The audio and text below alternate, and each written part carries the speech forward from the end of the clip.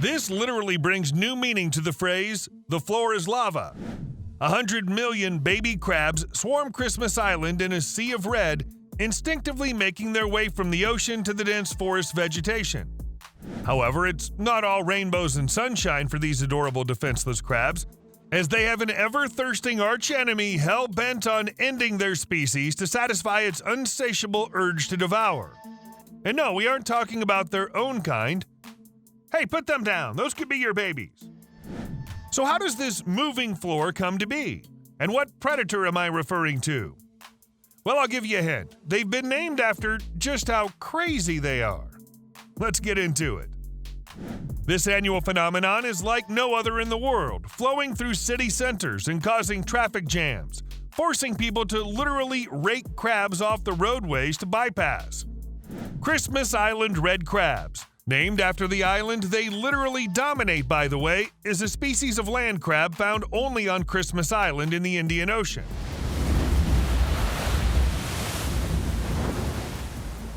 Although Christmas Island isn't the biggest in terms of land mass, there are an estimated 43.7 million adult red crabs living on Christmas Island alone. To put that in perspective, there are more crabs on this island than there are people in Australia and Greece combined. These crabs are relatively large, with bodies measuring close to 5 inches wide. The easiest way to distinguish males from females is that males tend to be much bigger, with larger claws, while the females have larger abdomens, allowing enough room for all the eggs they store. Both are characterized by their brilliant red color, though there have been rare sightings of orange and purple ones. For an island named after Christmas, one would expect it was dominated by some other animal, maybe flying reindeer or turkeys. Christmas is coming!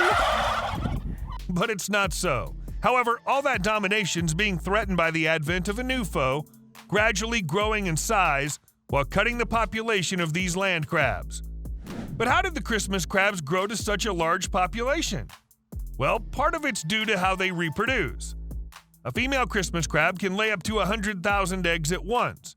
Now multiply that by the number of females that would be reproducing at that breeding season, and you'll find that they have a strong blueprint of total domination. On the flip side, not all those eggs make it to full maturity, as they're preyed on both by their kinsmen and by other predators along their absurd yearly migration. So it's more of a case of augmenting the chances of survival by having as many babies as possible than a conscious attempt to be supreme overlords of the island. For these guys to reproduce, they have to go through the daunting process of migrating from one part of the island to the other, in what can only be described as one of the weirdest wonders of the world for a couple of reasons. They move from their original habitat in the forests and make for the ocean to breed. At the beginning of every rainy season, usually between October and November, these red crabs increase activity and journey to the coast for spawning, leaving behind their solitary burrows in search of a lover.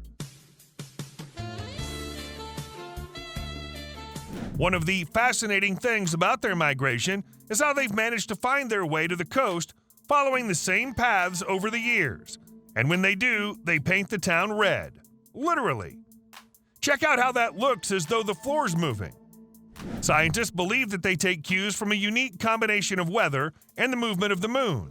They perfectly time this mass migration to align with when the tides of the sea are at their peak, and the movement of the moon is just right in a journey that can take as much as a week. During this migration period, the entire island is on high alert, doing everything possible to make their transit as smooth as possible.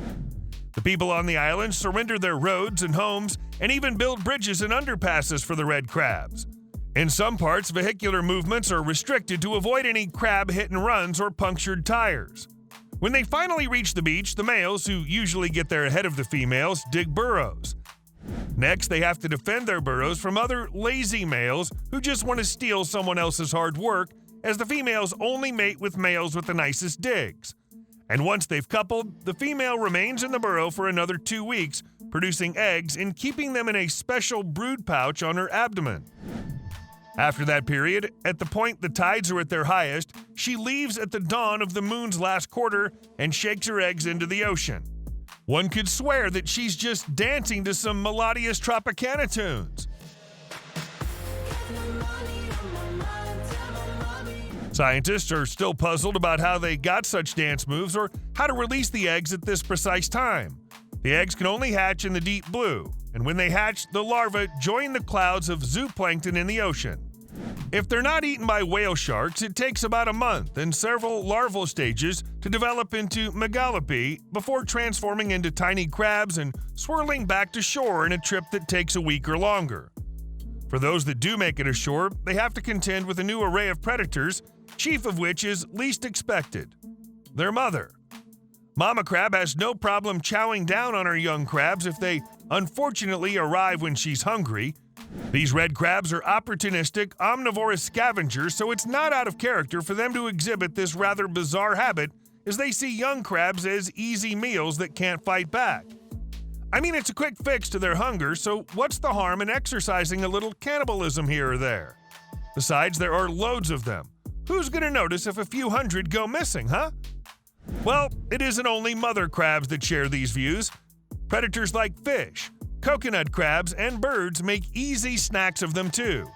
Having said that, these predators aren't the main reason causing the drastic decline in population. So who then is responsible? Speak no further as true darkness lurks nearby. There's a menacing predator that's arrived on the shores of the island and seeks to murk the existence of the Christmas crabs: the yellow crazy ants. These crazy ants were accidentally introduced to the island during the first half of the 20th century, and since they have no natural predators on the island, they formed super colonies and are the main reason about 10 million crabs never make it to the sea yearly.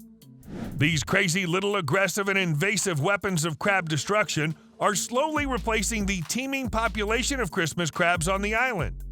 Although they don't bite or sting, they attack the red crabs by storming their burrows or ambushing them and overwhelming them with sprays of formic acid. These acids burn their eyes and mouth, effectively blinding them and rendering them useless in any of their crab abilities. When the crab finally dies of exhaustion, they swoop in, devour it, and take its carcass in bits to their colonies. They're like the orcs of this island. The fear is that these ants may be the end of the Christmas crabs, closing out one of the planet's greatest spectacles. But maybe the crabs will come up with their own survival strategy, maybe double their birth rate. Who knows? Nature always finds a way to balance these things out. Which would you prefer, a global invasion of yellow crazy ants or a Christmas crabs apocalypse? Choose wisely. We'll catch you later.